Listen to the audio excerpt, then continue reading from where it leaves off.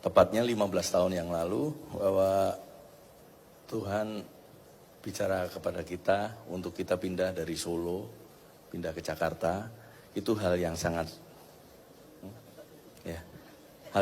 sulit buat kami, sebab kami sudah punya rumah, punya pelayanan, punya usaha, tapi tiba-tiba Tuhan suruh kita ke Jakarta, dan suara itu sangat kencang, dan juga kami berdua mendapatkan konfirmasi untuk pergi ke Jakarta. Tapi sampai di Jakarta, ekspektasi yang kita punya ditutup sama Tuhan. 1 tahun tidak ada pelayanan. Satu ketika dalam satu kesempatan saya ngomong sama istri saya gini, nerima janji Tuhan tuh susah. Kalau di antara saudara ada yang berkata gini, saya pengen menikmati janji Tuhan, nggak mudah saudara. Dan mau mendengar suara Tuhan juga bukan yang baik. Mendengar suara Tuhan itu sangat sakit buat daging. Saya dengar itu, saya merasakan waktu di Jakarta, setahun gak ada pelayanan, saya marah sama Tuhan. Tuhan bilang ada janji besar di Jakarta ini. Tapi apa yang ku dapat, anak saya di Solo, kami harus berpisah. Dan maaf saudara, di Solo saya punya rumah yang ada AC. Di Jakarta kami ngekos yang tidak ada AC dan panas. Dan tidak ada pelayanan. Di situ titik terendah saya sampai saya marah sama Tuhan. Saya bilang gini, masa bodoh dengan janji Tuhan. Yang terjadi di dalam hidup saya, semakin merosot, semakin habis. Dan anak saya di Solo. Waktu itu saya udah memutuskan sama istri saya mau jadi Yunus. Padahal nama saya Daniel. Saya memutuskan saya mau jadi Yunus. Tuhan bilang kepada Yunus bahwa Yunus suruh pergi ke Niniwe. Tapi apa yang dilakukan Yunus gak mau, dia pergi ke Tarsis. Itu saya ngomong sama Tuhan gitu, Tuhan saya mau jadi Yunus. Tuhan bilang kita suruh menetap di Jakarta, tapi saya gak mau, saya akan pulang ke Solo. Dan saya tahu tentang cerita tentang Yunus itu, dan saya ngomong sama istri, nanti kalau ikan besar datang, saya baru bertobat. Karena saya tahu firman-Nya kan. Jadi itu karena titik terendah saya udah ngomong, minggu depan kalau tidak terjadi apa-apa, saya akan pulang ke Solo. Saya ngomong gini, masa bodoh dengan janji Tuhan. Istri saya tetap berdoa, saya cuekin. Tiba-tiba teman saya telepon, bro, ada KKR besar, kita butuh pemain musik nih, lu bisa bantu kita nggak? Saya cuman oke. Saya jujur waktu itu cuman mau pelayanan, maaf, cuman saya mau terima, hari itu saya mau terima PK dan saya pulang ke Solo. Kemudian KKR apa? Ini ada hamba Tuhan besar nih, di KKR besar tuh ada hamba Tuhan yang penubuat kamu nanti main musik. Oke, saya main musik.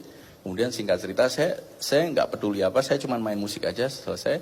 Waktu itu kan hamba Tuhan setelah firman, mereka ada di depan 4 orang hamba Tuhan dari Amerika, Bill Heyman, terus dari Jepang, terus kemudian dari Asia, Pak Amos Jaratnam. Dan selesai ibadah, minta dinubuatin karena itu ibadah bisnismen semua. Nah waktu pas nubuatan, istri saya single situ, ini saatnya kita minta suara dari Tuhan, nubuatan. Saya bilang gini, bisa nubuat sendiri kok, ngapain harus sama hamba Tuhan itu. Karena saya sudah masa bodoh saudara, saya masa bodoh dengan janji Tuhan, saya nggak mau dengar suara Tuhan. Tiba-tiba, ya sekali ini aja, yuk kita minta. Yaudah saya milih yang made in Amerika. Saya nggak mau yang Asia mah biasa. Saya minta yang made in Amerika, Bill Heyman, lebih talk chair. Nah yang Bill Heyman ngantrinya banyak saudara. Yang Asia cuman sedikit. Kemudian kita udah ngantri. Persis dengan posisi ini saya pakai baju hitam putih karena saya pelayan Tuhan. Sudah mau deket, mau dinubuatin, saya ditarik sama Aser. Kamu kan pemain musik, tolong ke belakang dulu, antrinya di belakang. Padahal saya udah deket. Saya langsung gini, nggak usah. Saya kecewa. Saya gini, cuman mau minta nubuatan, disuruh mundur lagi. Karena ini pengusaha-pengusaha kan, mereka beli meal tiket, saya enggak. Saya kecewa. Tuhan, saya cuma mau minta nubuatan aja, digeser. Saya kecewa. Terus kemudian saya nggak mau. Saya duduk di musik lagi. Kemudian Pak Amos Jaratnam kan sepi. Karena dia Asia, sepi, dia udah selesai. Kemudian Pak Amos duduk di panggung. Teman saya bilang ini, itu Pak Amos nganggur. Saya udah kecewa yang tadi Amerika, yang ini Asia, ya udahlah saya Asia. Karena nggak ada pilihan. Saya ketemu sama Pak Amos, saya minta didoakan, dinubuatkan. Dia bilang gini, sorry ya saya capek sekali. Dia sambil itu kecewa saya yang kedua, Tuhan Yesus tolong. Yang tadi Amerika saya kecewa, yang kedua ini tambah mengecewakan. Terus dia tanya, kamu suami istri? Iya, suami istri. Kemudian kamu gandeng tangan, aku doa biasa aja ya, nggak usah nubuatan. Tapi kalau Tuhan bicara, saya akan bicara. Baru kita gandeng tangan, dia pegang tangan saya, dia bangkit berdiri. Set. Saudara, saat itu benar-benar Tuhan kayak ngomong kepada saya. Titik terendah saya yang waktu saya tidak mempercayai janji Tuhan. Di situ Tuhan ngomong, semua yang apa yang di benak pikiran saya, Tuhan tegur saya. Waktu itu saya berpikir, Tuhan, manusia siapa yang bisa tolong saya di Jakarta ini? Dan suara Tuhan sangat kencang. Saya ditunjuk sama Pak Amos. Saya yakin itu bukan Pak Amos, tapi suara Tuhan. Dia bilang gini, kamu baru berpikir manusia siapa yang mau tolong kamu?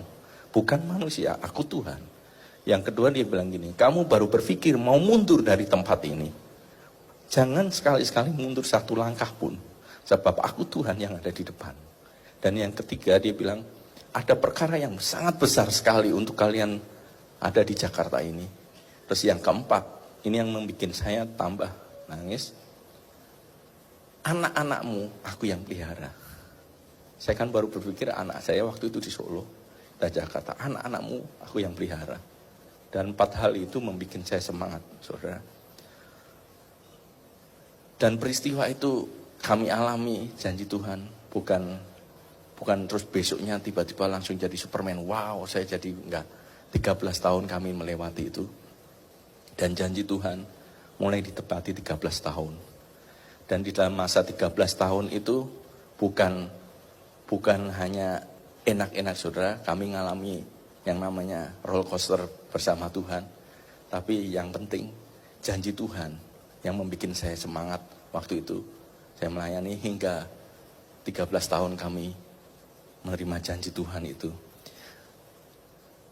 Saya ajak saudara, jangan lupakan Tuhan, jangan lupakan janji Tuhan. Mungkin saat ini keadaan saudara ada yang bilang, mana Tuhan? Jangan sekali-sekali bilang Tuhan tidak ada. Tuhan itu ada. Amin. Dia menyertai kita dari hari ini sampai selama-lamanya. Amin.